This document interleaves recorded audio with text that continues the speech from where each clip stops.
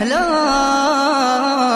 أقسم بيوم القيامة ولا أقسم بالنفس اللوامة. أيحسب الإنسان أن لن نجمع عظامه؟ بلى قادرين على أن نسوي بنانه. بل يريد الإنسان ليفجر أمامه. يسأل أيان يوم القيامة. فإذا برق البصر وخسف القمر وجمع الشمس والقمر يقول الإنسان يومئذ أين المفر؟ كلا لا وزر إلى ربك يومئذ المستقر. ينبأ الإنسان يومئذ بما قدم وأخر. بل الإنسان على نفسه بصيرة ولو ألقى معاذيره. لا تحرك به لسانك لتعجل